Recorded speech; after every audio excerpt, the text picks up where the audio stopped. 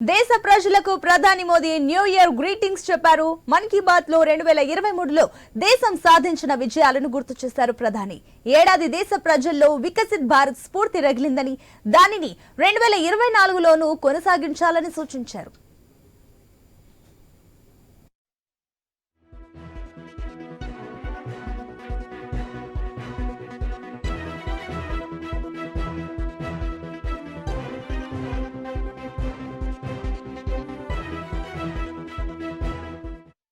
Pending లో ఉన్న మహిళా బిల్లుకు ఏడాది ఆమోదం లభించిందని, భారత్ 5వ అతిపెద్ద ఆర్థిక వ్యవస్థగా బలోపేతమైందన్నారు ప్రధాని మోదీ. దీనిపై సంతోషం వ్యక్తం చేస్తూ దేశ ప్రజలు లేఖలు రాస్తున్నారని వెల్లడించారు. G20 సదస్సు నిర్వహణతో భారత్ సాధించిన విజయాలను ప్రస్తావించారు. ఈ సదస్సు తర్వాత దేశంలో ప్రతి ప్రాంతం ఎంతో ఆత్మవిశ్వాసంతో నిండి ఉందన్నారు మోదీ.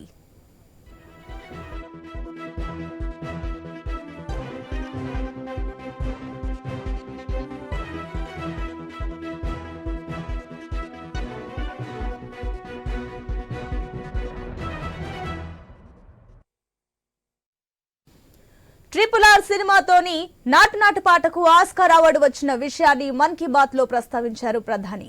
అలాగే ఎలిఫెంట్ విస్పర్స్ కు సైతం ఆస్కార్ రావడంతో భారతీయులు ప్రతిభ ప్రపంచానికి తెలిసిందన్నారు.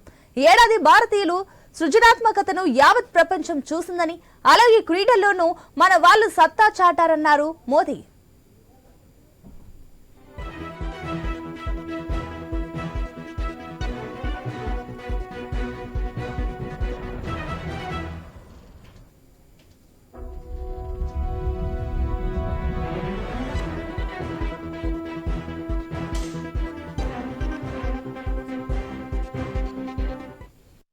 చంద్రయాన్ 3 ద్వారా దేశ కీర్తి ప్రతిష్టలు అంతరిక్షానికి చేరుకున్నాయన్నారు. శాస్త్రవేత్తల కృషితో ఈ ప్రతిష్టాత్మక ప్రయోగం విజయవంతమైందని ప్రధాని చెప్పారు.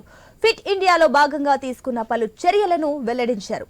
హైదరాబాద్ లో మన్ కీ బాత్ కార్యక్రమాన్ని పార్టీ నేతలతో కలిసి ఆలకించారు కేంద్ర మంత్రి కిషన్ రెడ్డి.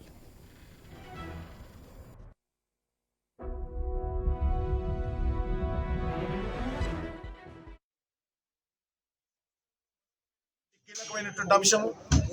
500 సంవత్సరాలుగా మనందరం అనేక పోరాటాలు చేస్తాం. వేలాది మంది చనిపోయి మరి ఈ యొక్క రామ జన్మభూమి స్థానంలో రామాలయం నిర్మాణం జరగాలని ఈ దేశంలో ఉన్నటువంటి, ప్రపంచంలో ఉన్నటువంటి కోట్లాది మంది హిందువులు ఆకాంక్షించిన విషయం మనకు తెలుసు. అందుకే ఈరోజు మనము సంతోషంగా ఈ యొక్క 2024 జనవరి 22వ తేదీన అయోధ్యలో రామ మందిరం ప్రారంభం కాబోతుంది. ప్రపంచంలో ఉన్నటువంటి హిందువులందరూ కూడా జనవరి 22 కోసం ఎదురు చూస్తూ ఉన్నారు. జనవరి 22న అయోధ్యలో రామ మందిర నిర్మాణం పూర్తయిపోయి అక్కడ ఆ రోజు ప్రాణ ప్రతిష్ఠ ఉంది. ఈ కార్యక్రమంలో ప్రతి ఒక్కరు కూడా భాగస్వాములు కావాలి.